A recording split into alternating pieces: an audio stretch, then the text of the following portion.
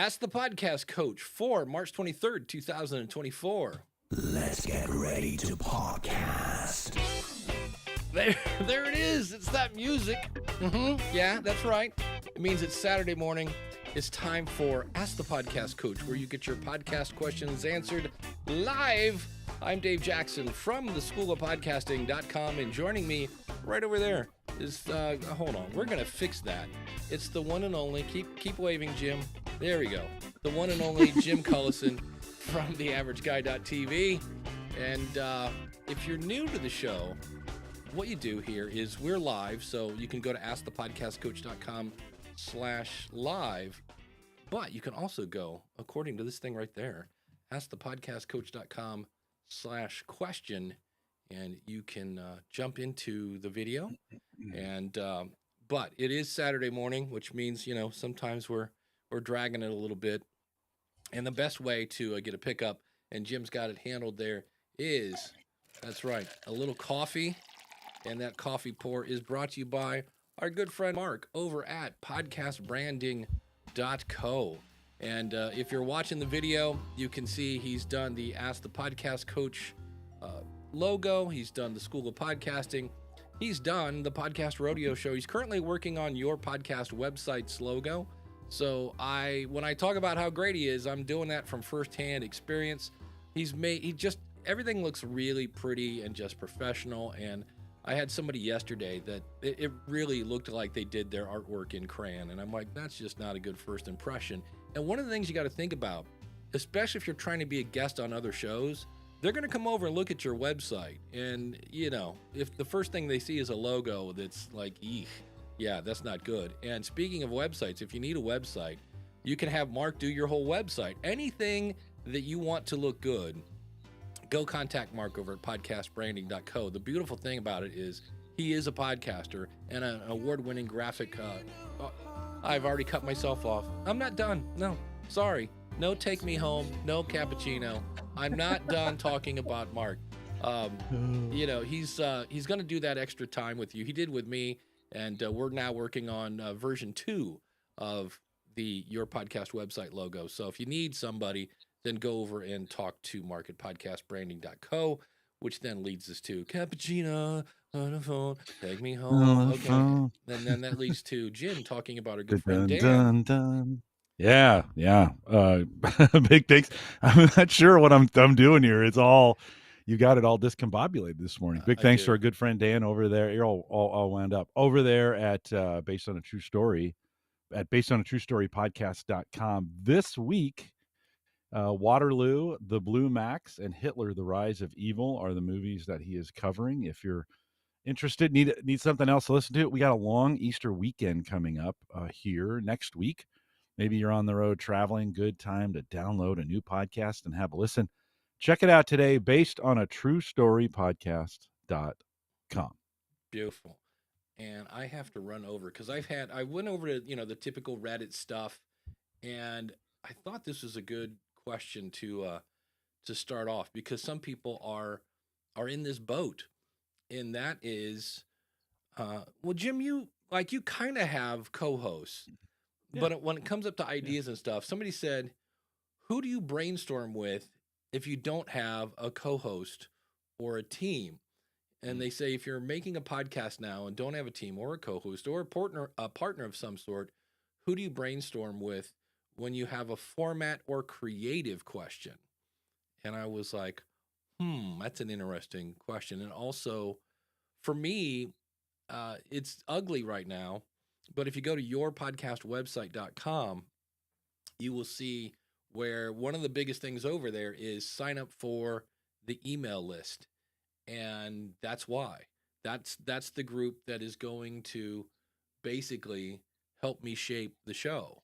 And I've told them, I'm like, you are my focus group. And, you know, this is, so start an email list, start a Facebook group. I don't know. Any other ideas, Jim?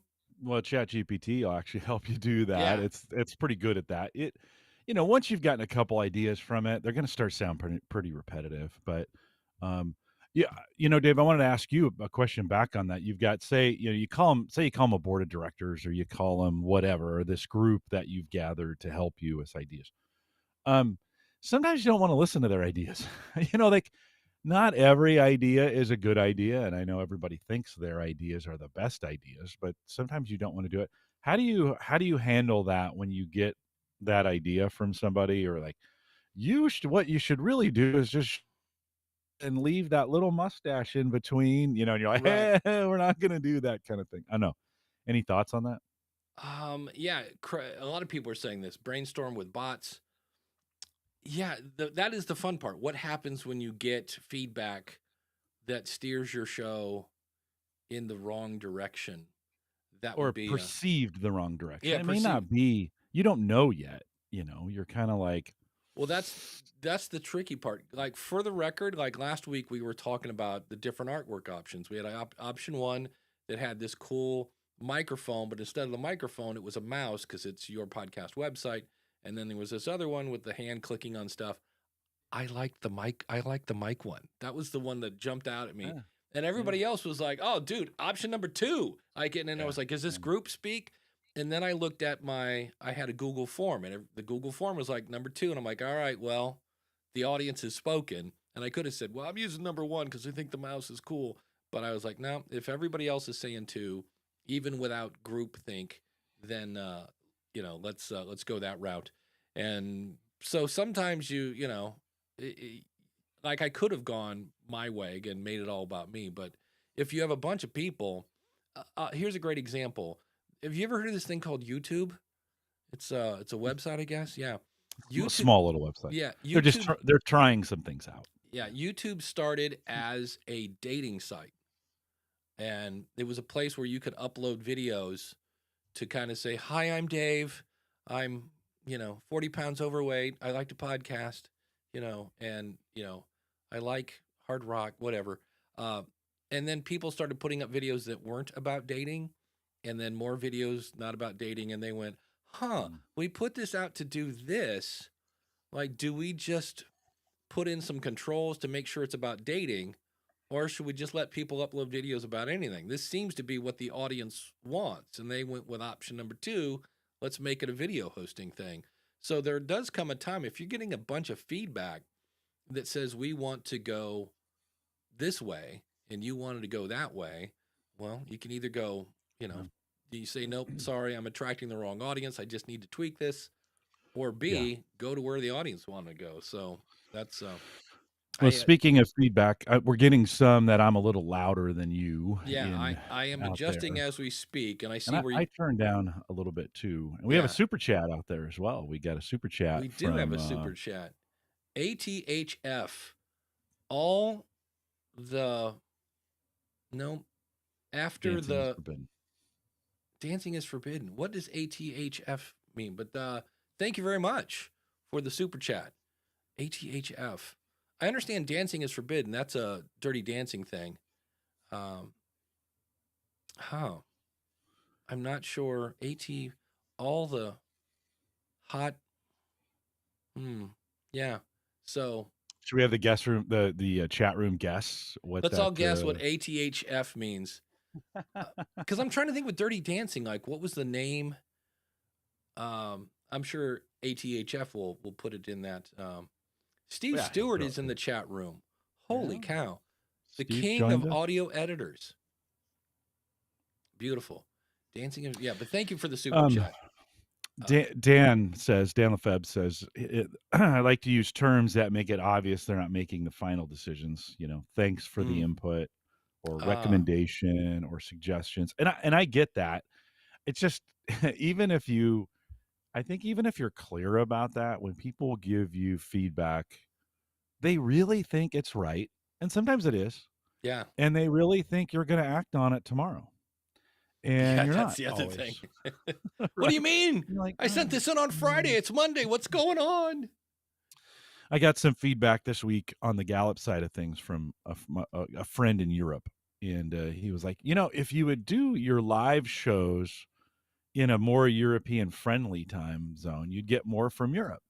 Mm, And I'm like, yes, that's true, but the overall gains I would get from Europe would not be anywhere close to the numbers that I get from the United States. So if I did it at 5 a.m., so to speak, here U.S. time, I get nobody from the U.S. and I'm going to get a handful from Europe. If I do it at 9 a.m., it's probably not a good example. If I do it like 3 p.m. here in the United States, Europe's offline at that point. They're not going to tune in. But I'm going to get 35 as opposed to 5. Now, listen, the podcasts do way more numbers than the live stuff that I do anyway. So I don't worry about that too much from a timing perspective. But that it was tough. It was a listener who wanted to listen to it live, happened to live in a time zone that makes it difficult to do that. Also, there was some expectation of like, well, why can't you just do it at 11 o'clock my time for me? Right. You're like, well, there's other factors that go into this, right? So, I had to kind of gently say, well, I take multiple factors into account, including the guest and the time zone availability, some of those kinds of things. And again, the live audience, we only get 2% of our listens from live. So I'm not prioritizing it that much. That didn't go over well. Like that was not oh, thanks, Jim. I appreciate, the transparency and being honest with me. It was like, well, I don't care. I want it in my time, So that's the hard part of feedback. I think it's sometimes, or gathering a group of people around you and asking that question. They really do think like, well, I said it. Why haven't you done it? And you're like, yeah, that's not what I'm looking for here. I'm just, And Dan, in the same, go ahead. Dan hit the nail on the head. Sometimes you can't help that some people think the world revolves around them. I mean, how many times, I don't want to get into this discussion, but I mean, there are times when it's like, I feel this, that means you must change. Mm-hmm.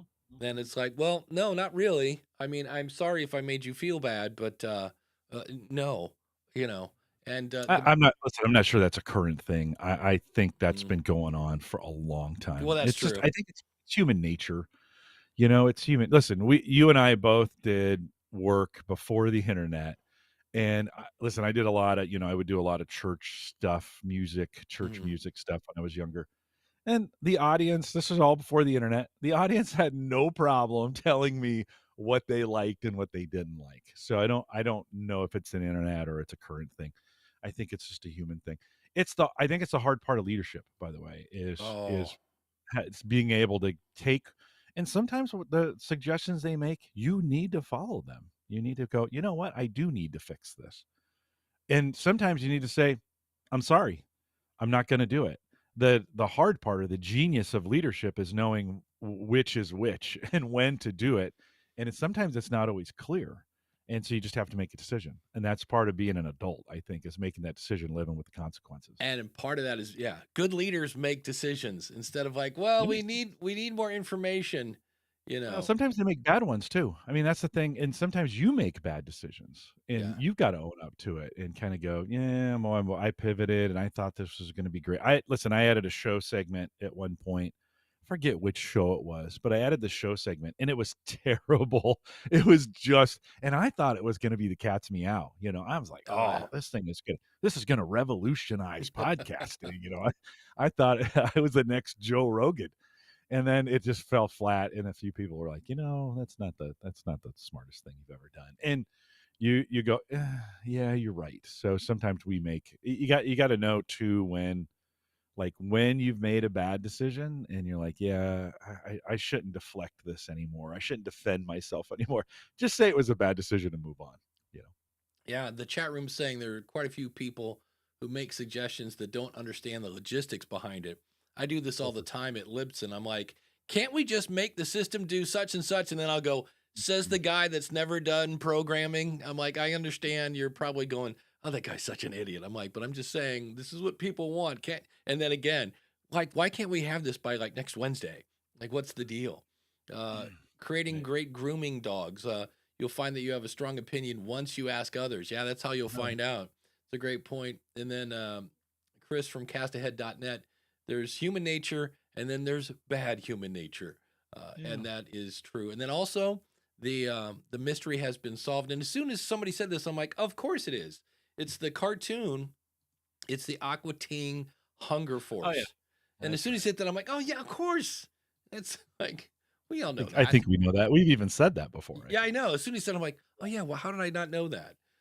So, and then Gary Stockton, who I now hear in a British accent when I read these, now that I know these, James Bond, keep an open mind and being open to other perspectives it is a soft skill, and not something that everybody has, unfortunately. So it is what it is. But yeah, so I just I'm with you though. I brainstorm because a lot of times it's just me.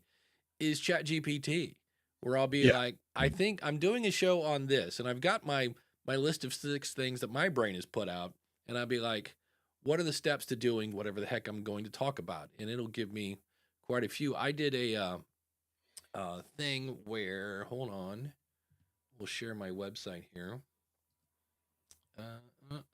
Because I had ideas for the new show. Like, hey, here's some things I'm going to talk about in the Your Podcast website.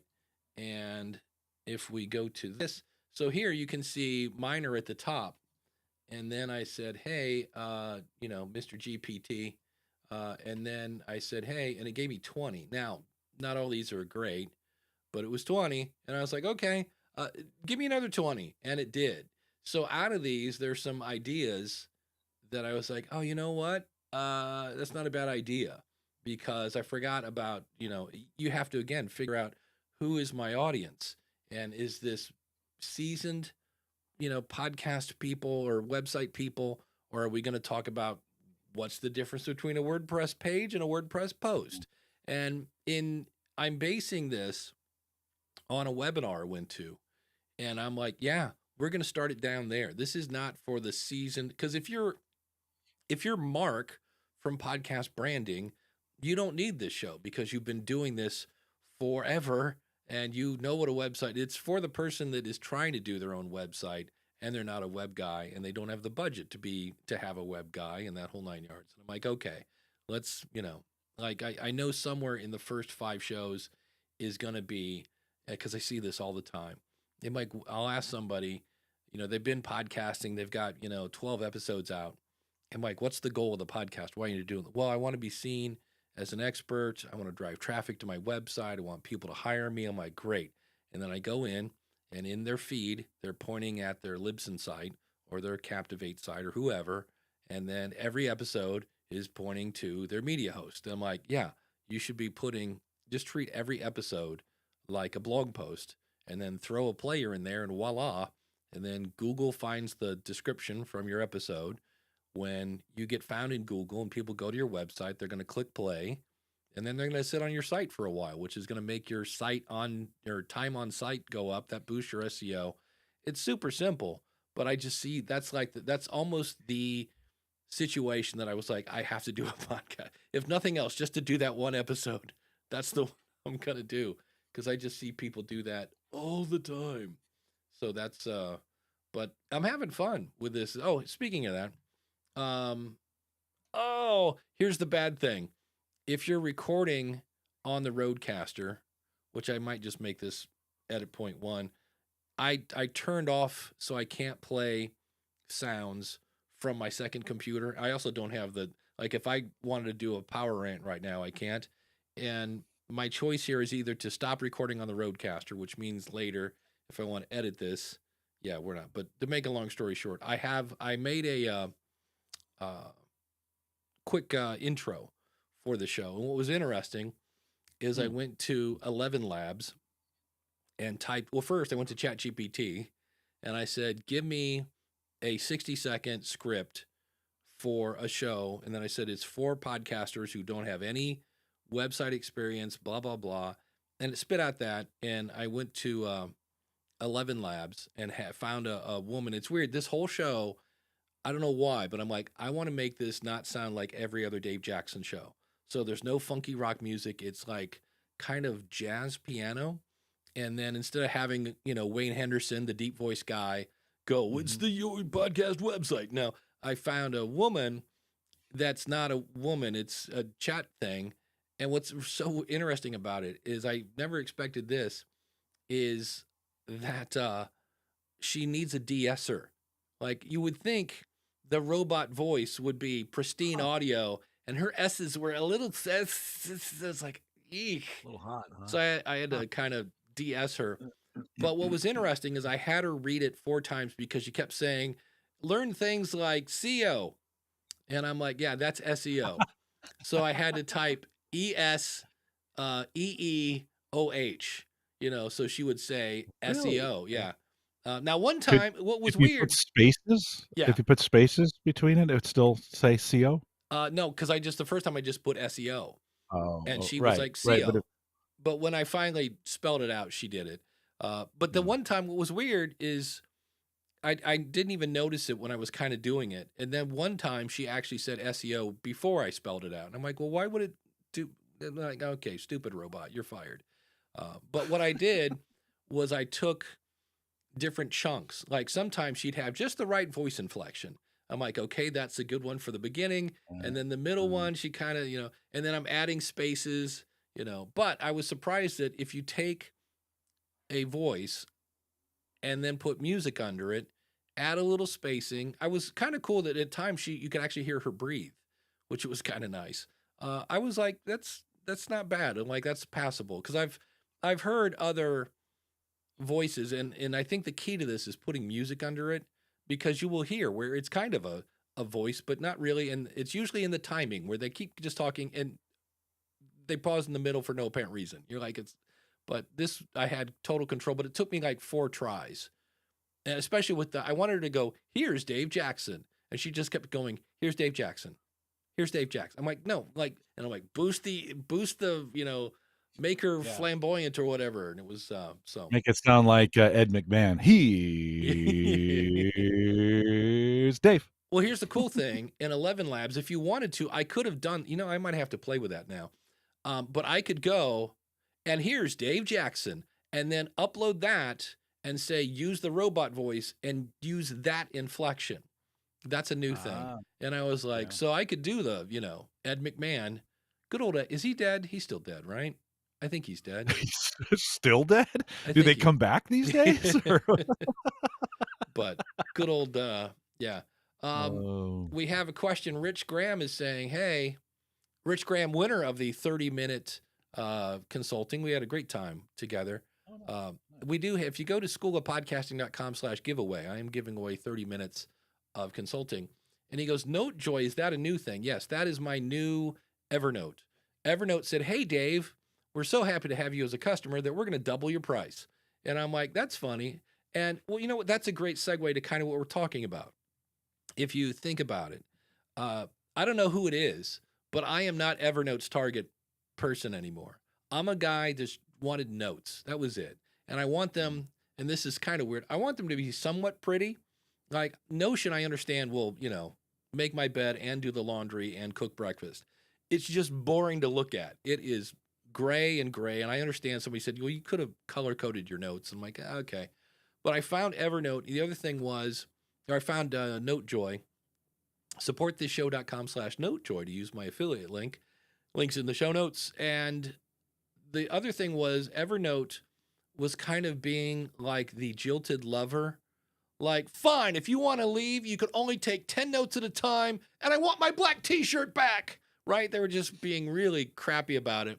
And there was a couple open source things I was doing, and then I found NoteJoy, and they're like, and the other thing I wanted was the ability to email NoteJoy and have them put that email as a note in that. That was another cool thing of Evernote. And they had a web clipper, which is cool. So, and it was like, it was more than what Evernote was charging me, but less than what Evernote was going to charge me. So it's kind of in the middle. And the thing I loved about it, I log into NoteJoy, I go, here's my Evernote login name and password, and they just went and brought everything over. And I'm like, now we're talking. So the only thing I found that I was like, and I made a video and sent it to them. They do, when you do a web clip, it tries to kind of reformat it and make it, I forget what the official title is. Let me see if I bring this up. It says it is a simplified article.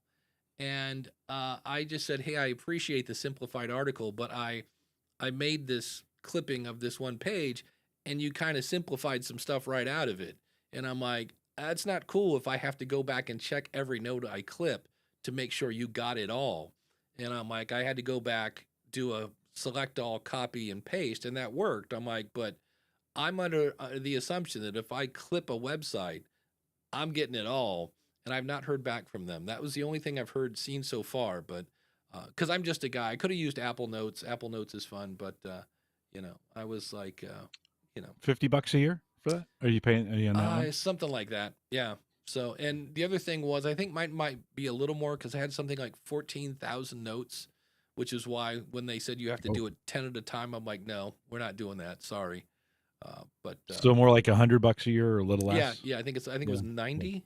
Their plus plan, maybe. Yeah, their plus. They're at NoteJoy. Yeah. And so I just use it all the time, especially when I'm going to LA next week. That is next week, by the way. There is no show next week. I thought it was this week. It's next week. But I will be taking pictures of all my receipts, which makes it really easy. And then, because it's on my computer, it's on my phone, it's on my tablet, it's everywhere.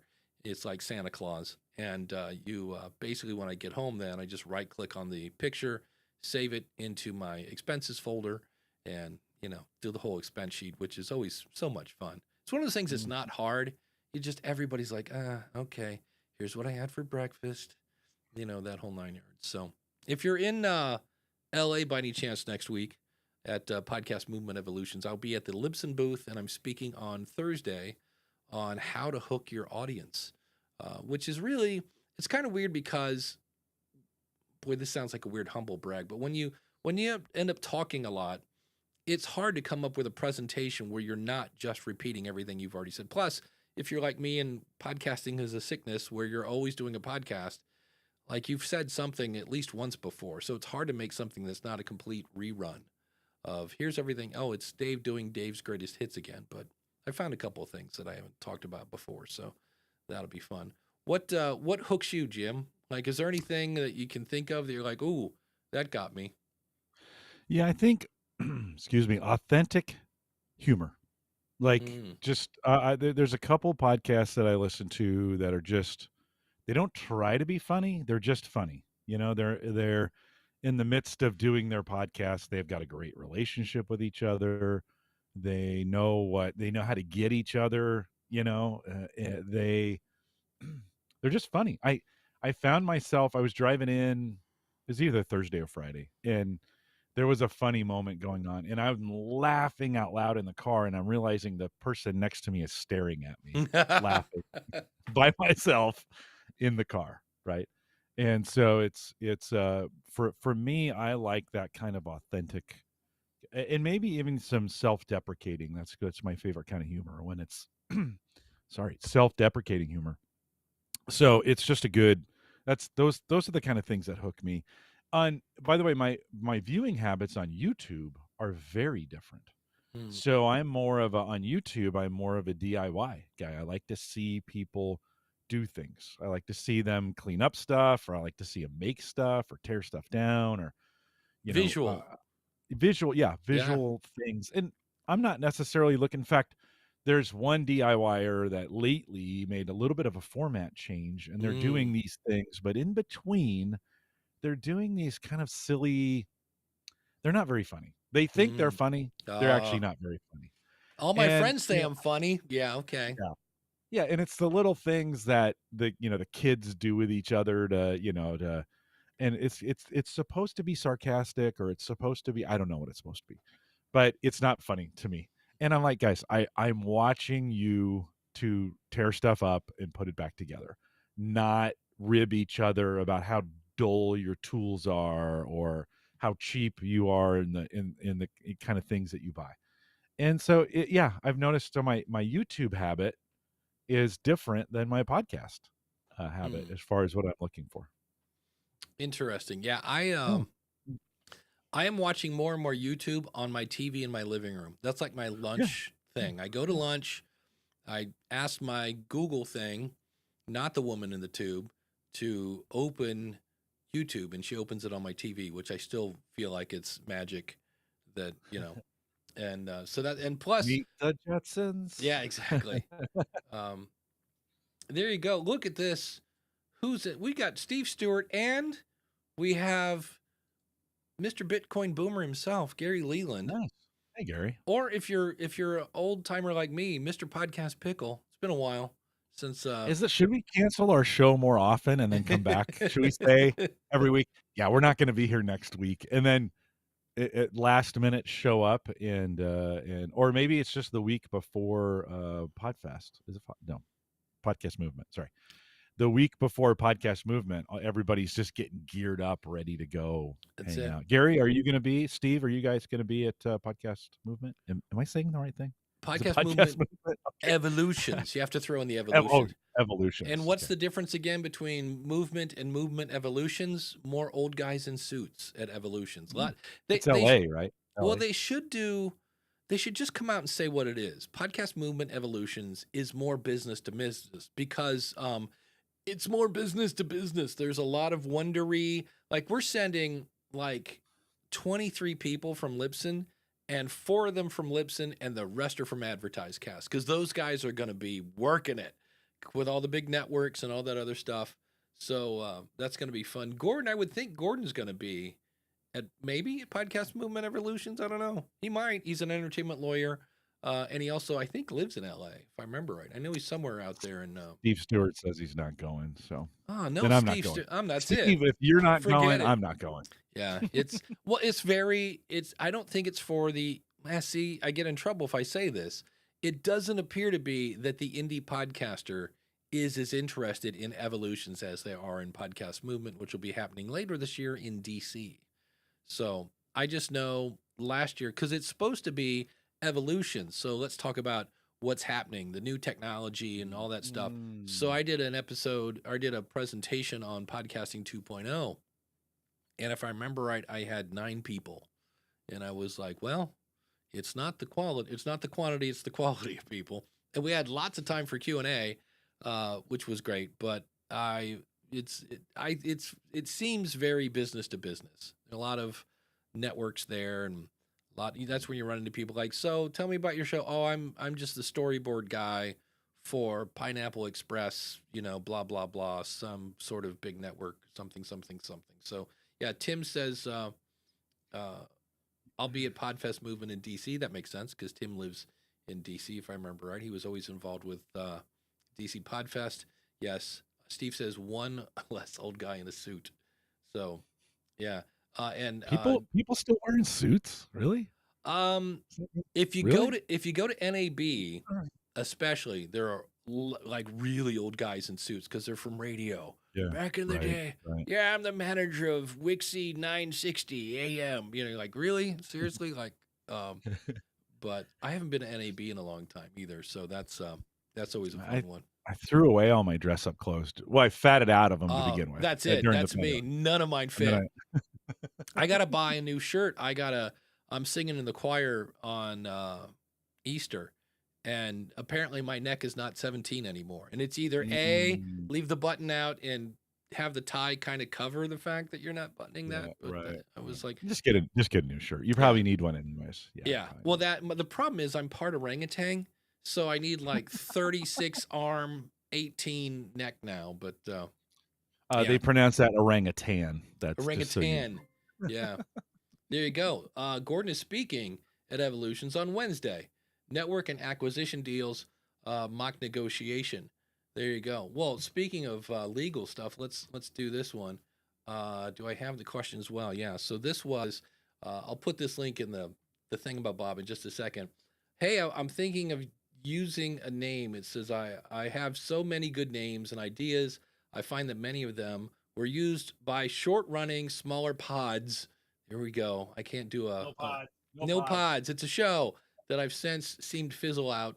It feels counterintuitive to me, but to y'all, how's it feel, morally speaking, to title the same name as another show that hasn't published an episode in 1+ years, especially if the name is more relevant to my show than the older one? Alternately, how do you niche your names with keeping them eye-catching and relevant? Those are called taglines, boys and girls. My newer show is very casual, but themes to an industry. So play on words is preferred over just the blank podcast with blank. Yeah, I'm a big fan of the blank podcast because that's what peeps are using. But there is an article that I will put in the chat room. Yes, I will put in the chat room. That's on Pod News, where there was a trademark. Now here's the one that you go, really? it was something about money. I forget the name of the show, but let's say I did a show and I called it Home Gadget Geeks with Jim Cullison, and that was the name of my show.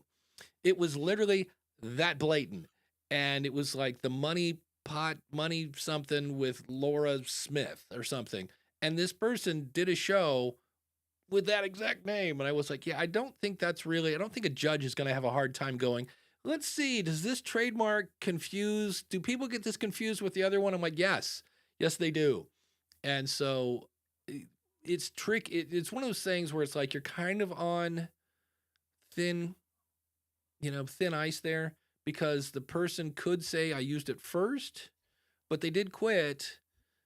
So I'm usually like, let's go back to the drawing board and see if you can come up. Like, I spent 2 days looking at your podcast website, and I did not find, I found lots of things about websites, and I found a lot of things about podcast websites, but nobody, at least according to Uncle Google, through many different searches with quotation marks and not quotation marks and things like that, nobody's doing a show called Your Podcast Website. So I think I'm okay on that. And if they came to me and said, I've been doing this since, 2019, I would just go, okay, well, we're going to do a rebrand and go to town. But what do you think, Jim? If it's been over, a year, they only did 4 episodes. What I would do, here's where hire a nerd, get their old RSS feed, and in theory, unless they use Buzzsprout or Captivate, you should be able to pull their email out of their RSS feed and email them and say, hey, I'm thinking of doing a show that has the same name as your show. Are you completely done with this podcast?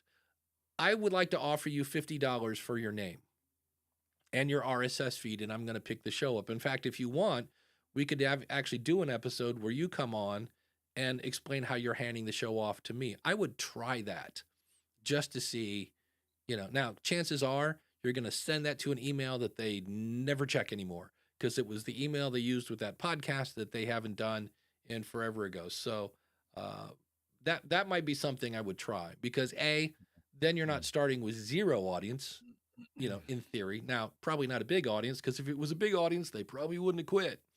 But that would be something you might want to try. Two different things happening here. One is somebody is trying to ride on your trademark. Let's just say I don't have Home Gadget Geeks trademarked, so we'll use that as an example. So I think I've been doing Home Gadget Geeks. Well, it's been Home Gadget Geeks for maybe 8 years now. It was Home Tech before, and now there's actually a Home Tech podcast, and I have the guests from the hosts from Home Tech on my show from time to time. And we talk about how, I've talked about that was my original name, and I dropped it and they took it. But let's just say somebody else came along and took all of a sudden a Home Gadget Geeks showed up. I think I may try to figure out some ways to take advantage of that. Like, there's some momentum there, and there's causes some confusion. Now, I don't do Home Gadget Geeks. It's not my job.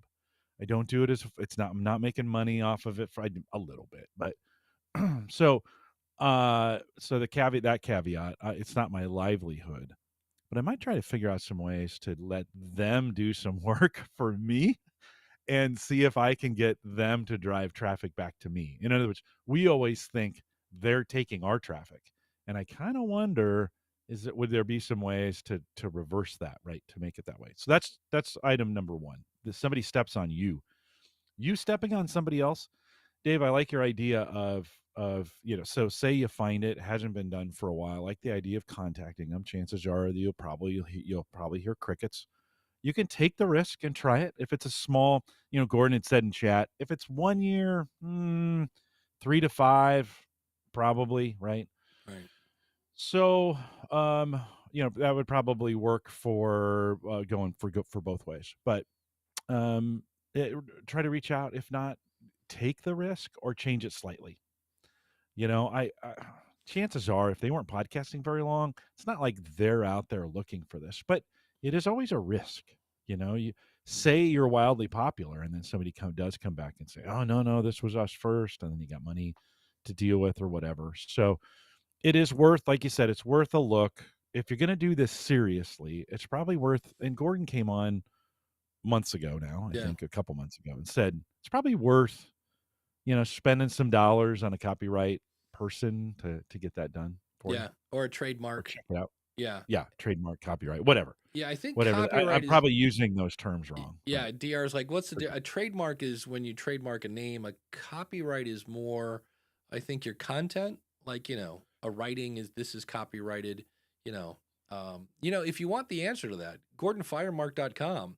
He's the entertainment lawyer. He's on YouTube. He's everywhere. And always can answer your questions as well. And ChatGPT would probably answer that question additionally as well. I don't know if it's that hard. I'm not but taking any legal advice from ChatGPT. I was listening to Adam Curry, and he kept asking ChatGPT questions that he knew the answer to. Like, what is the book that John C. Dvorak has been working on for years but never finished? And they're like, it's this. And he's like, that is not correct. And it's like, oh. And then it's like, it's about a liquid.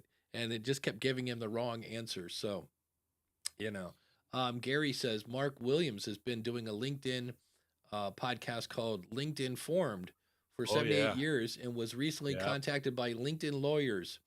Yeah, shades of Entrepreneur on Fire. Yeah, the interesting thing about that's the John Lee Dumas show, is John's dad is a lawyer. So he had access to, I'm going to guess, pretty cheap legal fees. But he was up against, Entrepreneur they may Magazine. not have known that though. Yeah, they may have thought who from Entrepreneur Magazine is going to actually do this. It's a podcast, right? Now they're not similar forms of media. They are both forms of media, but I don't think anybody could have predicted in John's case that the magazine would come after him for that. Well, and I would argue that, like, look, one's a magazine, one's a podcast. They are kind of different in a way. But my point was, most people won't find it because, I can't afford the legal, right? And I'm like, well, John could, even if his dad wasn't a lawyer. But it's like, and I go, and maybe his dad was a divorce lawyer. Who knows? He may not have been up on entertainment law. In which case, you go hire Gordon Firemark. But I just thought it was interesting that John started to kind of fight it and then said, okay, I'm Entrepreneurs on Fire. And most of the time, his logo was EO Fire. So he kind of backed away from the word entrepreneur. Yeah. So, well, the EOF was kind of the middle finger to them to say, fine, I'll just go rebrand everything. And now that's a lot of work. I mean, he had a lot of episodes. Yeah, I'm sure he had to hire somebody. It might have been cheaper to hire the lawyer to fight it than to hire. I'm sure he had to hire somebody to go back and change all of that stuff. Rebranding. Holy people, like, he had a lot of stuff. Like Libsyn just changed AdvertiseCast to Libsyn Ads, and just that's a decent. I think there's 30 to 50 people working at AdvertiseCast, and everybody's got to get new business cards and all the marketing material that you're going to bring to Podcast Movement. I think I'm guessing, which I'm pretty sure this is accurate. I'm pretty sure the marketing department knew this was happening and we're announcing it at Podcast Movement. So I'm pretty sure we have new material for AdvertiseCast at the. We're not going to be like, oh, this is AdvertiseCast, but it's Libsyn. And I'm pretty sure all the new material, but it's a lot. And then the website.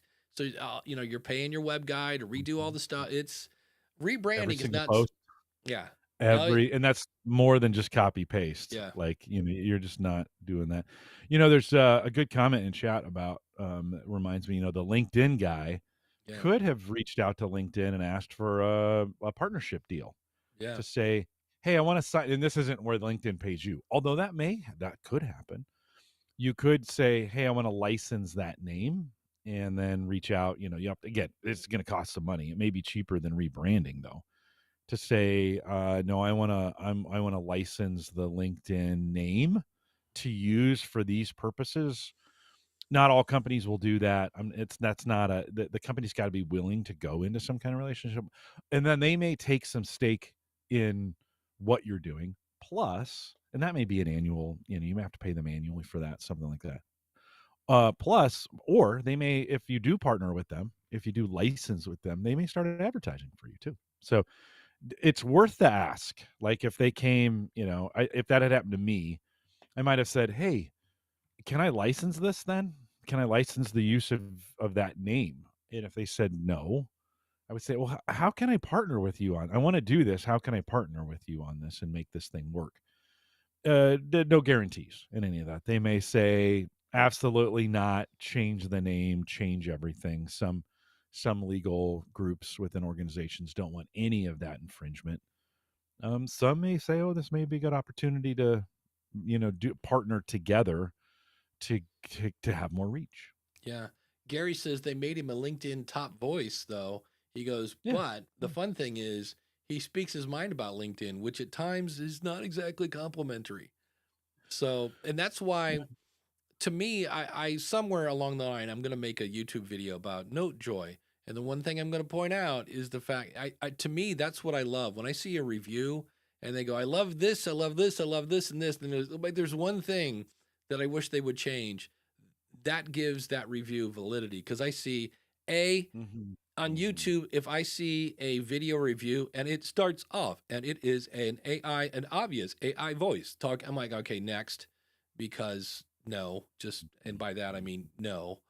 But those are always, and it's always just slow moving. Like they've taken the screenshots from their website and they're going to animate them by zooming in on them. So it's this video talking about the new speeder, the thing. I'm like, no, just no. But I always, obviously stock photography. yeah, that's why I'll give you Tom Buck is a guy that reviews microphones. Bandrew's another guy that reviews equipment, and they will openly, first of all, both those guys buy their own stuff, and if they do get it given to them, they always fully disclose. They're like, no, this is my opinion. I do not get influenced by that kind of stuff. So, but it's painful to watch reviewers who are, how do I use the word? That are not kind. We'll put it that way about the things they're reviewing in an unprofessional kind of way, and you're like, hey, it's just an opportunity. You could review this thing and say, I love this and I love this and this works great for me here and this about it. And there were some things that didn't work for me in this and that. right. I find some reviewers who just come straight out, just smashing it, and you're like, is that really necessary at times? And so here's a good example. This last week, Erin Lawrence was on my show a week ago, and she tested out one of these bird feeders that has a camera in it, right? So that you put the bird feed in it, the birds come up, the camera takes a picture of them, and nice. it's kind of cool, right? Kind of cool. Well, the company A that she got it from, it was not the best design in the world. And she said, she reviewed it and said, I like all these things about it. And then there's these things I didn't like about it. It's hard to get the bird food in there. The thing's kind of awkward. This doesn't work this way. The camera, I have to charge the battery every 5 minutes, kind of thing. So she said, but I did try this other one, and that seems to solve those problems. And so she, talked about that. And I was like, oh, that's kind of cool. I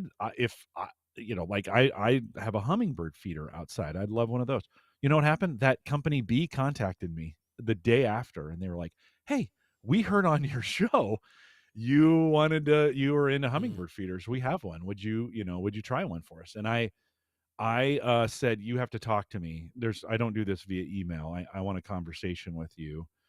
And they said, oh yeah, great. And they were in China. So I had to, it was late at night for me and early morning for them. But I told him, I said, look, I don't do reviews, and I don't.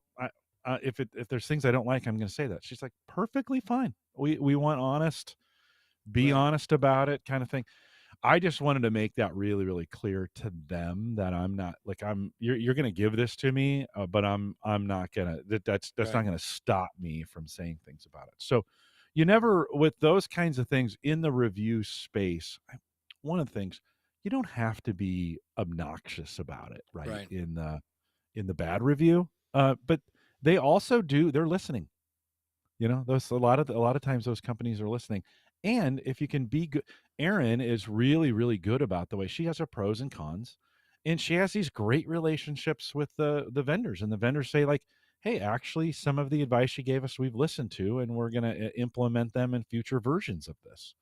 And so I guess I'm saying be kind in some of these things. I mean, you don't have to be a shill. Is that the right word? Shill? Yeah. You don't have to be a shill for them. but you also don't need to be a jerk Right. about the way you say it either. There's a guy that I just discovered, Alan something. Anyway, he's a preacher kind of guy, and somebody at my church is like, I mentioned the name Joyce Meyer, and she's like, well, you do, without getting into a religious discussion, but she's like, do you know she's a false prophet? I'm like, wait, what? I'm like, I've seen Joyce. She seems pretty cool. And there's a guy on YouTube, and about every 9th video is him explaining, and of course he has some sort of scripture, Jonah, blah, blah, blah. This is why I have to do this. And then he just trashes another pastor, and they're all much more popular than he is. And I'm like, I'm smelling a marketing thing here that maybe that's what his whole thing is. And I'm like, too bad. It's too bad. It's just it's the worst kind of marketing. Yeah. Gary says one YouTuber I respect is it Curtis Judd or Judd Curtis? I never know. But anyway, that guy, his audio tech reviews are always detailed, and he always does the pros and cons in the opening seconds of the video, and great audio samples. It's awesome. Yeah, I like. I always thought it was Curtis Judd, but maybe he's Judd whoever that guy. You know him when you see him. Gordon's got some follow up, which is great. The difference between Entrepreneur and John Lee Dumas is Entrepreneur is still using the name for their media product and services. So even after a number of years, they have the right to protect and rely on. And that's the other thing. Well, and that's the key there. They have the right to protect it, which means they can take it to court, right? And that's what you want to avoid at that point. It doesn't mean it's a judgment on you or you can't do it. Just means they can take you to court and sue you for it. Well, that's the other thing Gary says here, I saw a video about a guitar teaching system, and the guy just totally trashed it. And they sent their lawyers for him. I've been in that. I disclosed I work for Libsyn, and a company, let me play with their stuff. And then I said I didn't like it, and they sent the dogs after me. And I'm like, wait, what? Yeah, so that was fun. I also accidentally. Well, hold on, Dave. Before you get off that point, I've watched a lot of reviewers to you in your situation where they get something and they don't like it, and then they go back to who gave it to them and say, hey, all these things I didn't like, I'm gonna publish this, or do you want me just to give it back? That's what I do. Right? I do that now. But also don't say they're a bunch of liars and you should never do business with them. Well, that was a classic. That was a Dave Jackson classic. What not to do? Yes, exactly. What not to say? Yeah. Learn from me. Don't do what I do. Don't do what I say. Yeah. I've had my moments. I'm sorry, I cut you off there. No, but it's just the thing was in the article that I put in the chat room, and I'll have it in the show notes. James Cridlin was talking about this, and he said, and Gordon, you can correct me if you want to pop in, you can. The link's there at the top of the screen. James said he got a trademark for $900, and that seemed a little cheap. I was thinking at least, I was thinking $1,500. And then the other thing you have to, and this is the part I don't know, is once you get a trademark, you then have to defend it. And I was looking at places where whatever, trademark farm or whatever it was, there are all these different trademarks are us, but they all were like, oh, it's X amount to get the trademark. And then you hire us and it's X amount a year to then defend it. So if somebody's trying to use schoolofpodcasting.com or whatever, and now the good news is, and I'm not an accountant or even play one on TV, but I'm pretty sure that's a fee you could claim as an expense on your taxes. So, but it still means you got to have a couple grand in the kitty to pay for that. Defend it. Yeah, you're gonna defend it. The other route you can go is just be super generic and use words that aren't like peanut butter. We're the peanut butter podcast. Well, that's a pretty common term, right? And so, well, maybe the peanut butter folks would come after you. I don't know. Jiffy, that's it. Jiff, that's it. Jiff and Peter Pan gang up on you. I thought it was just Jiff, just JIF. And Jiffy is the popcorn. Oh, right. Yeah. With the weird little Sultan's hat that comes out of the pan. The stove. Remember the stovetop ones that you would put on? You can't even buy. Can you buy those anymore? Is that even a? Is that even a What thing? was interesting about that, this tells you how bored we were in the 70s, that was entertainment, and B, Yeah. 9 times out of 10, you burnt it. So Oh yeah. after Yeah, you yeah, yeah, burned yeah. your hands trying to, because it made basically a Not fishbowl of safe. popcorn. Not safe.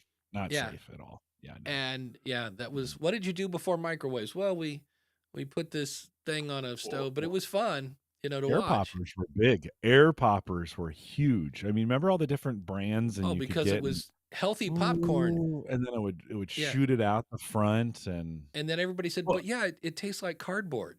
And I'm like, healthy yes. until you just till you Right. put it. Some of them had a top where you could put butter in. You'd put butter in a container on top, and while it was popping the corn, it would melt the butter, and then you could Right. put the I delicious have one of butter in. those. Yeah. Do you Well, still? I have I have the thing that it's a little, basically a hot plate with a dome over it, and you put the oil in, you put the popcorn, and then it turns this little cable so it spins it.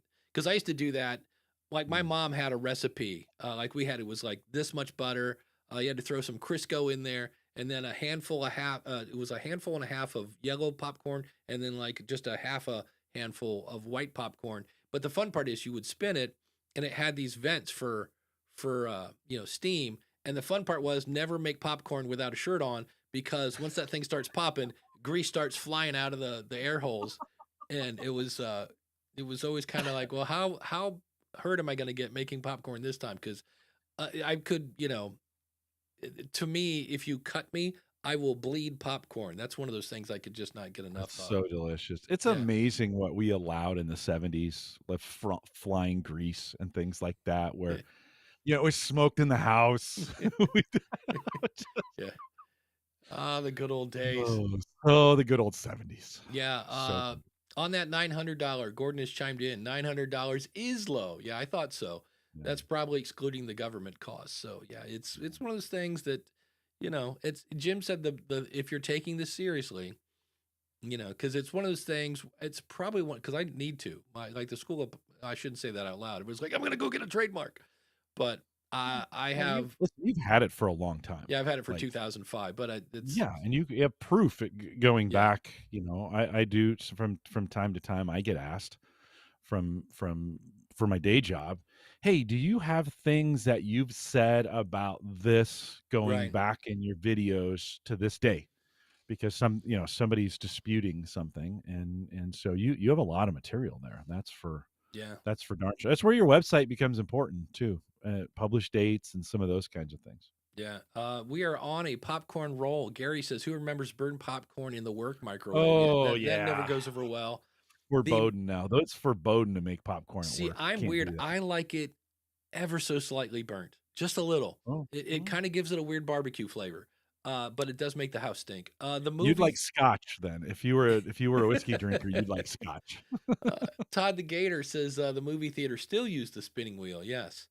And It's a proven method. I mean, you Yeah. can't, the movie theaters, when you have to make a metric ton, we'll leave that word out. Yeah. When you have to make a metric ton of popcorn every single night, and there's something about that movie theater popcorn. I don't know. It's terrible and delicious Yes, all at the same it's the time. fake butter that just screams diarrhea if you put too much on it. I It's can't just, stop eating it. and you can't stop eating it. Yeah, Can't stop, won't stop. I'm just well, and the beauty of that is you've eaten at least 3/4 of the giant bucket the size of your head, and you're still halfway through the trailers. Like you haven't even got to the movie yet. And then the gallon of Coke, and then the joy that is, okay, I'm just gonna hold it for, and then you're watching, some sort of superhero movie that's 2.5 hours long. So yeah.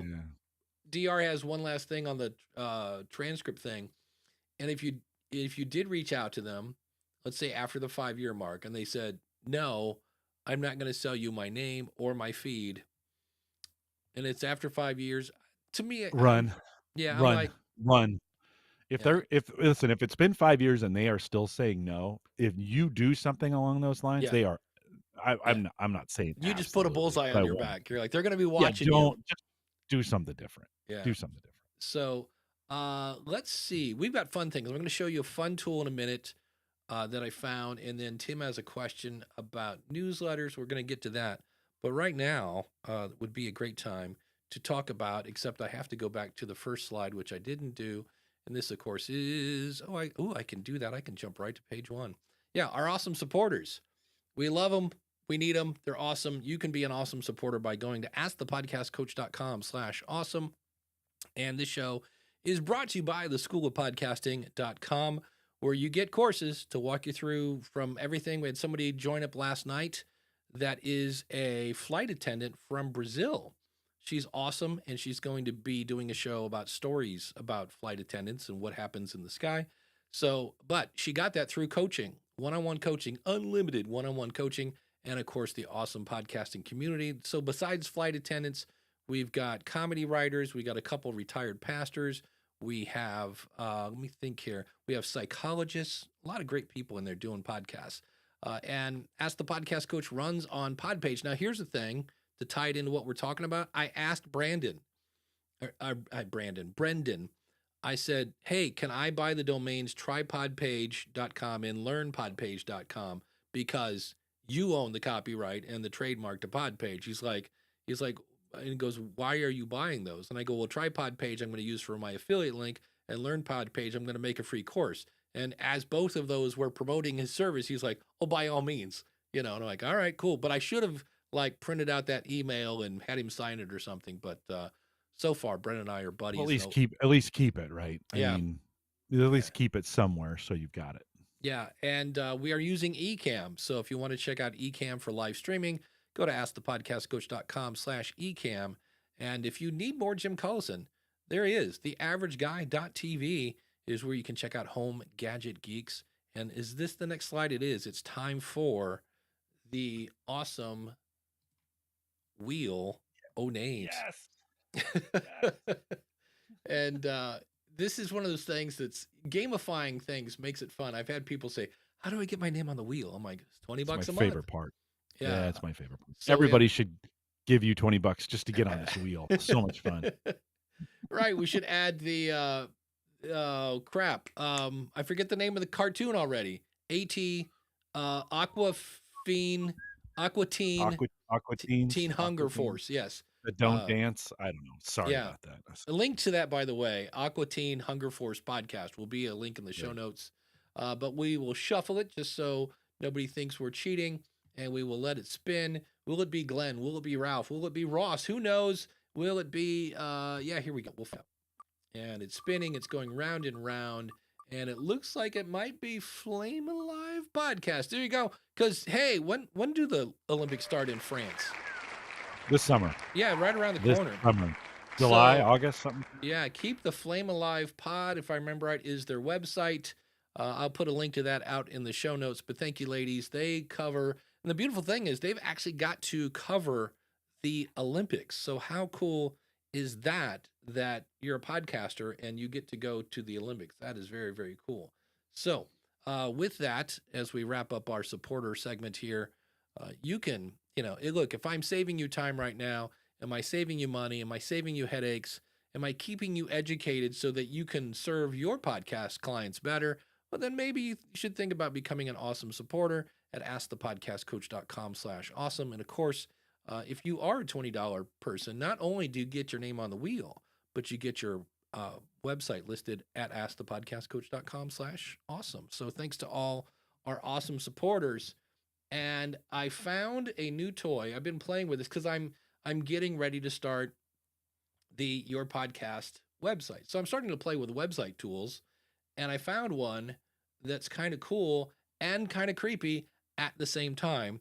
And this is, if you go to supportthisShow.com/Mouseflow, that is my affiliate link. And here's the fun thing. I just started using it, obviously, so there's only like 3 days of data here. But if I go here, I can see here where someone was here for 10 minutes from Surat, India, maybe? I'm not sure what that flag is. But at any rate, I can come. Here's one here. Yeah, these are some overseas people. Somebody here 9 hours ago from DuckDuckGo, they found the question of the month. So if I click on this now, I can watch what they did on my website. So we're watching their mouse go around, they're scrolling up, they're trying to figure out, do I upload an image or do I click on something? And they're not sure what to do. So this is great if you're like, why am I not getting anybody subscribing to the show? It's kind of frustrating because you're watching this going, just click the box. It's right there. Click begin upload. Yeah, that's all you have to do, you know. And suddenly I sound like Seinfeld. Just click the button. It's right there. What's wrong with you? Oh, these people. So I guess he's thoroughly, I guess he's thoroughly confused here. But it's what, here's the cool thing about it is you get 500 videos a month for free. Now, obviously, if you get more, you know, but I get, you know, 5,000 views a month, you know, it's, yeah, it's supportthishow.com. I'll throw this in the chat room. I can't remember. I think it's S. Supportthishow.com /Mouseflow, FOOW.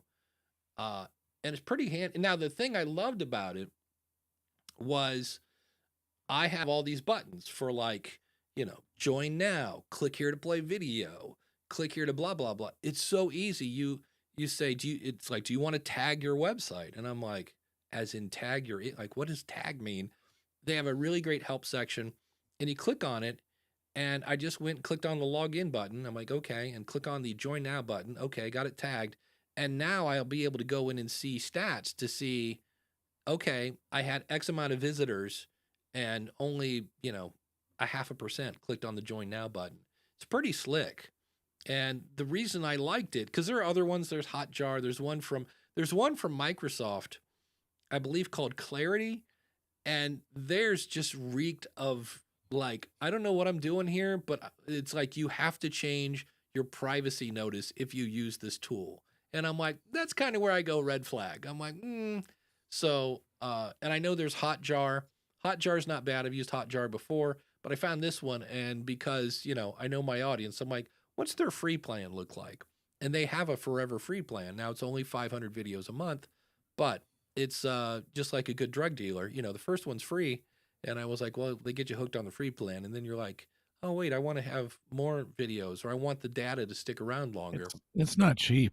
I mean, you're talking $100 a month for the growth plan. Right? Yeah. And then the one, what's the one underneath that? I want to say it's like $30. Starter's $30. Yeah. 31. So, but I was like, but the fact that they had a free plan, I was like, well, you know, it's a bummer that I can, you know, but they need to eat. And I'm sure these videos are not cheap to make and host in that whole 9 years. They only host them for like a month. But I just thought, and I was like, Rich Graham says I've used Inspectlet for that. So there are a bunch of these. I just happened to come across this one when I was Googling Hotjar alternatives. And I was like, well, that's kind of fun, you know, and creepy at the same time. But it does, if your goal is I want them to click on this button, you know, and you can also see how far they scroll down.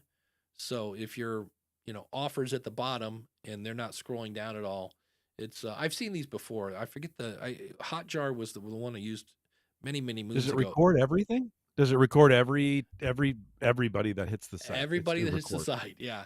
So are you getting more than 5,000? There, 5,000 a month is that bottom 5,000 or level. 500? No, I think it's 5. Let me look. I thought here. It was 500. You get 5,000 recordings a month for on the starter. On the starter, right? For free. On the starter, 500 for free. Yeah. Yeah. 500. Yeah. So yeah, I get not a ton of traffic, but more than that. Wait, the 5,000. I have to look. That's about probably where I'm at. But here's the thing. Did I tell you about my horror story with my? Oh, dude, I switched, and this is not. I'm going to say this up front. This is not an all-in-one SEO problem. I'm going to point the finger at little old me. For whatever reason, all-in-one SEO had some sort of Black Friday deal or whatever it was, and I bought it. And I was like, so I switched from Yoast to all-in-one, and it seemed like it was like there was probably one feature that I was like, ooh, shiny thing. So I got it, and I've been looking at, again, I'm getting into more website stuff, and I had a guy that was going to look at it, and he was using Hrefs, which is a super expensive tool, and he's like, dude, what happened to your website? I go, what do you mean? He goes, you were ranking really well for some really good keywords. And he goes, about 1.5 years ago, your website went in the toilet. He goes, what'd you do? And I go, the only thing I can think of is I changed my SEO plugin. And he's like, well, he goes, both those are good, whether it's Yoast or all in one. And I'm like, huh.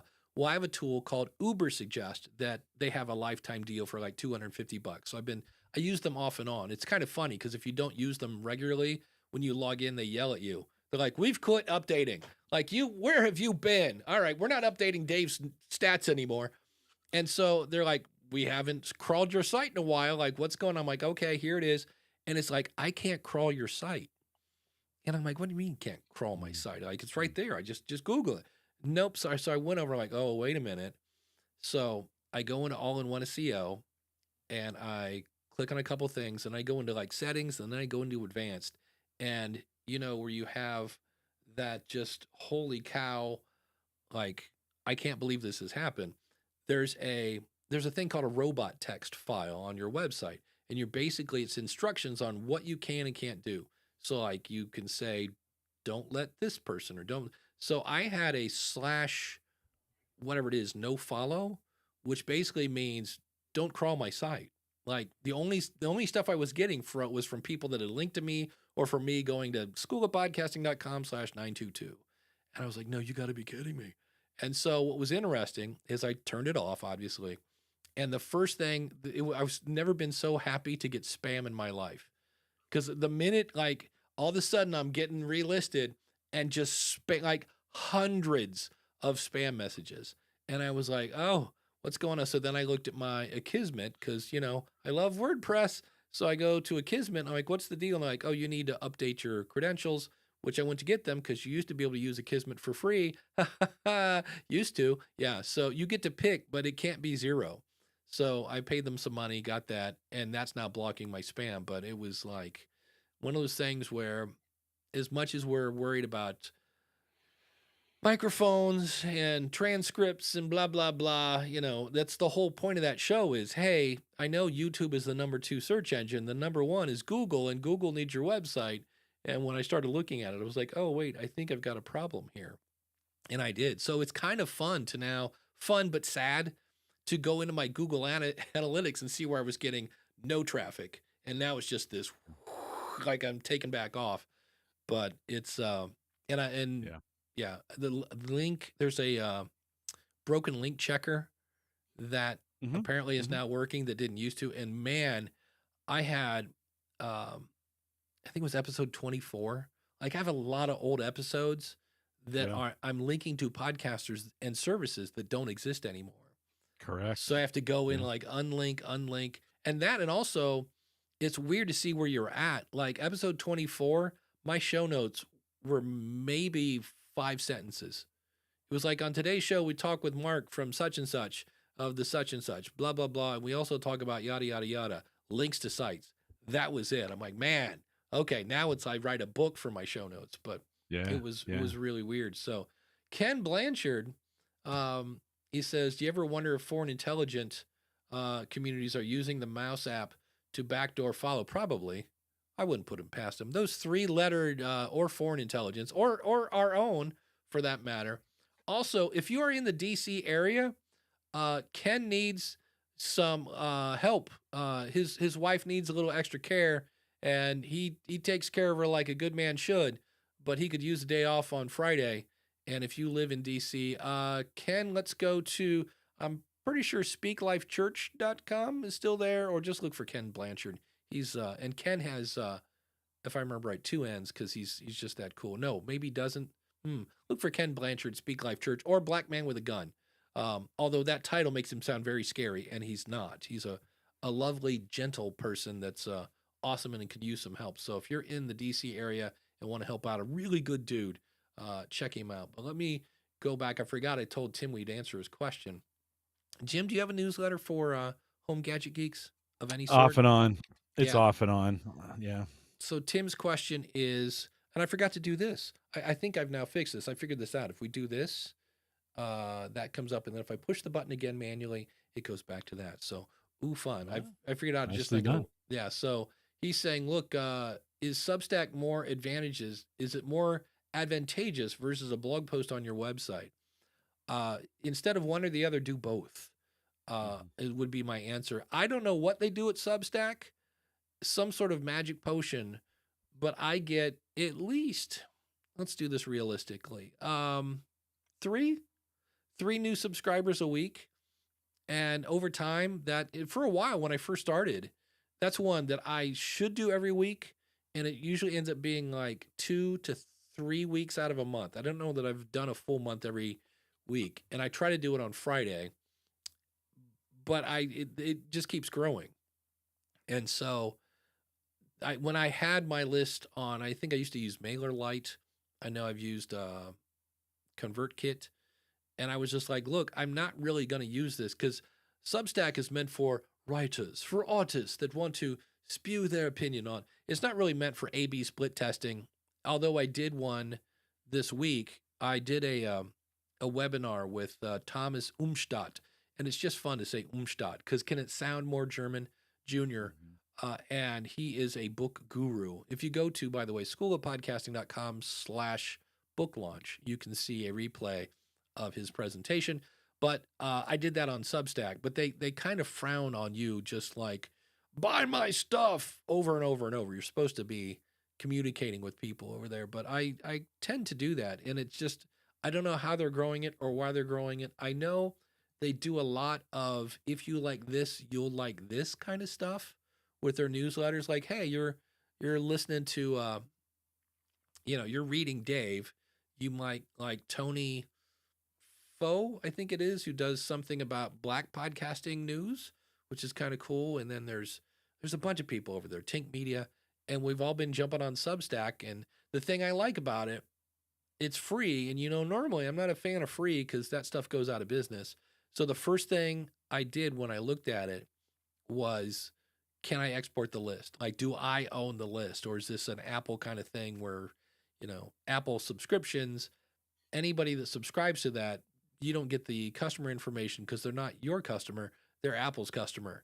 And I was like, really? So I like the fact that Substack, if I ever wanted to move, I could just export my list and go. But so far, it's been working great. And what I did was, I had somebody, a LinkedIn guru said, Dave, do you know that you have a LinkedIn newsletter and you have one edition? So I set it up and forgot about it. So I take my Substack newsletter, which is really just like, it's a paragraph of like what's going on behind the scenes. Then there's like I mentioned, like I'm now selling my audiobook. It's not even done yet, but I'm doing a thing where if you go to schoolofpodcasting.com/audiobook, you can buy it now. And the first like 2 chapters are there. But if you're an early adopter, I'm going to give you a channel to where you can ask me questions as you listen to the book.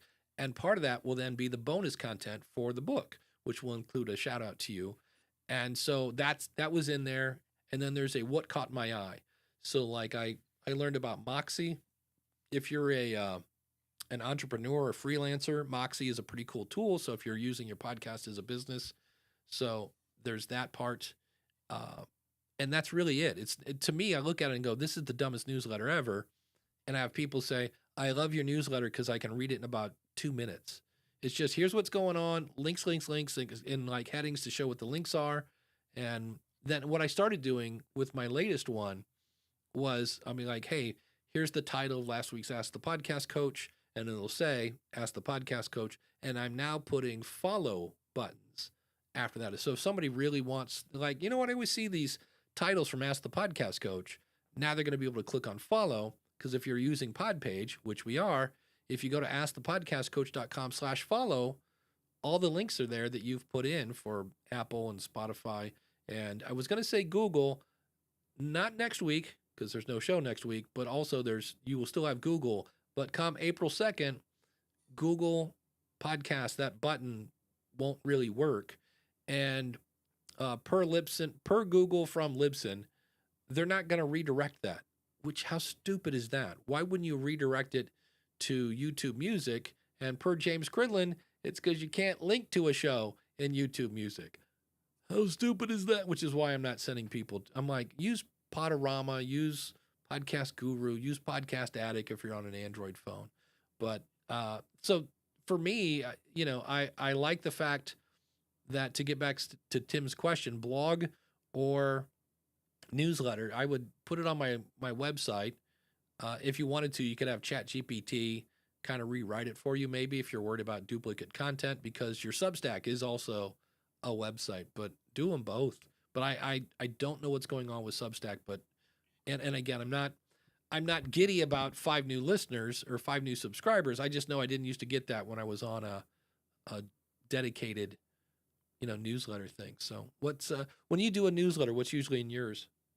It was just personal advice, or not advice, but just personal updates and such. It, I always go back and forth with those newsletters. Sometimes I'll get really good at it for a while. If you're gonna do them, you got to do them regular. I saw an interesting thing this week. A good friend of mine. Sorry, man, my throat is just not working today.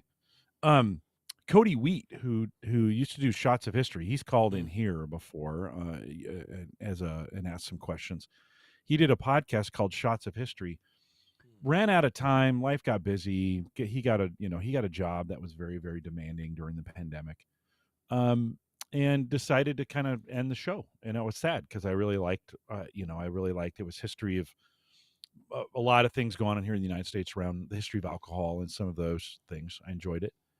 Well, he just recently turned that into a daily post. So it's called Shots of History, and he's writing a little bit of content that every day, and it lands in your inbox, or you can go to his site and do it.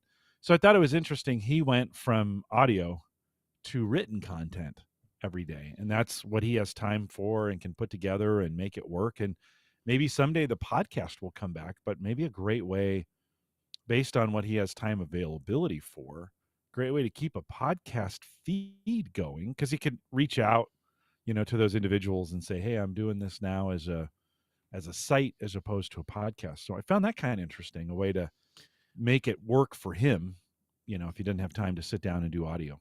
Yeah, that's still kind of a head scratcher, because the time consuming part of that is coming up with the content.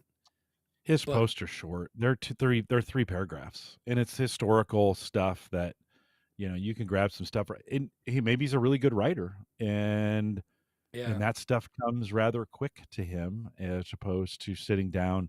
Listen, his podcasts were really, really involved. I mean, he did a look at one point. He kind of did a chronology of the entire time of Prohibition, and you're like, that's a lot of work, right? From a podcast perspective. Because I think people expect podcasts to be, half an hour, 15, 20 minutes, half an hour for that kind of stuff. His written content is now literally 5 minutes of reading, I guess, because to me, I'm like, again, you could do it super lo-fi and just go, welcome to A Shot of History. Today's topic is this. Read your blog post, hit stop, upload it. You could. Yeah, So, he's gone the written format. And maybe he's got some help, something along those lines. But I just kind of thought it was interesting that for now, and he was really transparent with the community. I just don't have time to podcast. I'm going to be pushing these out to my site on a daily basis. We'll see how daily goes on writing. That's a lot of work too. Daily anything is always, a treat. And Rich had a great question. I don't know if it's a great question, but it's a question, and I can't find it. He asked, do I have because I'm always like, askthepodcastcoach.com/whatever. And I do. If you go to schoolofpodcasting.com/affiliate links, because I've had people like Rich, like, hey, do you have a page with all your affiliate stuff? And I do. It's just, it's at the School of Podcasting, and I'm over there right now as we speak, except I just typed in School of Podcasting. Most of it's at Support This Show. What I need to do is supportthisshow.com. I need to have it, if it's 404'd, go to this page with all the affiliate links, because it explains there that, these are typically either tools I've used or I know somebody else who has used them. And I just add, and then this is another mistake I see a lot of people do. I have all these links on here, and all in theory, most of these links should open to a new window. because if I have them open up in the same window, then people lose my website. They go like, oh, cool, Mouseflow. Look, I'm going to click on this. And then if they go, that's not for me, then they got to go back to School of Podcasting, go to the About page, click on affiliate links. So, and that was from Mark from practicalprepping.info, member of the School of Podcasting. He's like, why don't you have a page with just everything? He goes, because he's always emailing me going, hey, I'm going to use, ConvertKit or whoever from my email list. You have a link. He's launching a course on prepping and is wrong. He says, my Mouseflow link is wrong. That's not good. I did ask them because I kind of get bummed when different affiliate programs send you right to a sign up page. Because unless I've done a good job of explaining to you what the tool is, you might need a little convincing to, buy something. And when an affiliate link is right to the buy button, I'm like, huh. And then Libsyn partnered with some tool called Bunny something, and you can get 20% off. I need to look at that. And they gave me an affiliate link, because usually your affiliate link is something like, whatever, website.com, != blah, blah, blah. And that blah, blah, blah is your affiliate kind of identification. And mine was, != like nothing. And I'm like, how do you guys know this is coming from me? And what was interesting is the person I was talking to, I don't think, I don't know, English may not have been his first language or something, but we definitely had kind of a what do you call it? A problem communicating. And are you as sick as double authentication as I am? Oh yeah. It's always like, wait, I have 3 seconds to get the link before it goes through. It's I'm trying to get the link to, here we go, partner resources. So I love when people use, where is my link to affiliate logo? Here, just so you guys can see what I'm doing. This is the back end of their affiliate program. Yes, here's my how to use the link. Where is my link though? It'll be in the show notes. Did you do it? Do you do like is it supportmyshow.com that you have? And supportthishow.com. Supportthishow.com. Yeah. But then you do some slash. And it's always slash whatever. Yeah. And I cannot, it's weird. I'm in their links and I'm like, yeah, but where is my, you think while you're finding that, one of the things that I did at Home Gadget Geeks is I created an affiliate page that just has all of the, I do a post in there, but it has all my affiliate stuff in it. Yeah. So I noticed supportthishow.com just directs over to your Buy Me a Coffee, right? If you just do that one, you could have that direct to an affiliate page on School of Podcasting, and then you could list all your affiliates there too. Yeah. Well, Rich has saved me. It's not the link. I know this is shocking. I typed it wrong. Yeah. So, It's hard to do all this stuff live and get it right. And yeah, I mean, sometimes it's hard to spell out the average guy.tv. You never know when that's going to go terribly wrong, Yeah.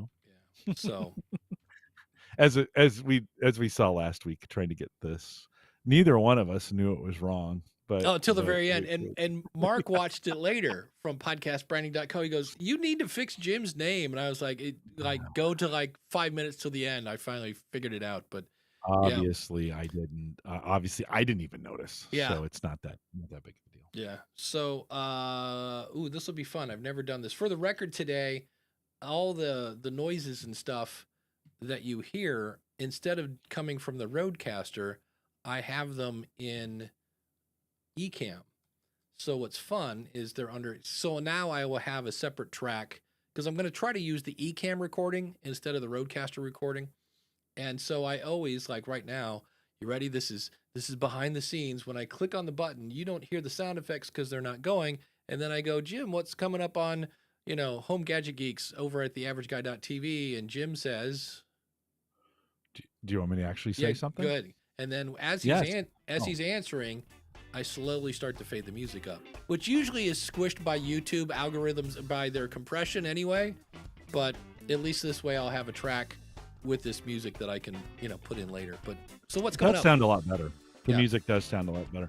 It's Easter week. It's spring break time. I decided to take a couple weeks off, so I'm off for the next 2 weeks. I think I'm going to plan to do my taxes during this time off. So Not a bad here idea. in the U.S., it's tax time. So don't forget, April 15th is right around the corner. Get out there, get your taxes done. There you go. On the School of Podcasting, I was all set to provide the interview with the godfather of content marketing, Joe Pulizzi, who I finally got to come on my show. I've been chasing Joe for 3 years. And how do you get somebody to come on your show? Wait till they have something to promote. So I'm going to be at Content Entrepreneur Expo in Cleveland, May 5th through the 7th. And Joe, I was like, hey, and I also helped him. I'm like, Joe, do you know you have a buzz in your podcast? And I think because I helped him, maybe it was the whole law of reciprocity, but he finally came on my show. And I can't wait to play you that, except it's the last question of the month. It's the last episode. So I asked the question, what do you think of when you hear the phrase podcasting 2.0? And boy, it's not the people at podcasting 2.0. They got some work to do there in the marketing department. So that's what's going to come up, and I'm going to explain kind of what is it. Maybe you should try it even if you don't know what it is, and what's the difference between getting an ad that pays you 0.004 cents and how many downloads would it take to do that. Now the fun thing is I can't see how long this is, but I think we're towards the end of this. So like, subscribe, and ring the bell. No show next week. Honest. No show next week. We will see you then. See you in 2 weeks. Take care.